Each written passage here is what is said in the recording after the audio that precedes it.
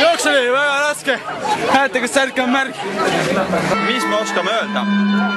Võitlesime usinasti, napi võidu tõime koju, aga tervis on ikkagi hea. Mis ma oskan kosta? Särk on märg, järelikult jooks oli väga raske. Ja ühte tahan ma veel öelda. Tulge järgmine aasta jälle. Võistkond number 3, Krimelta hundid number 1.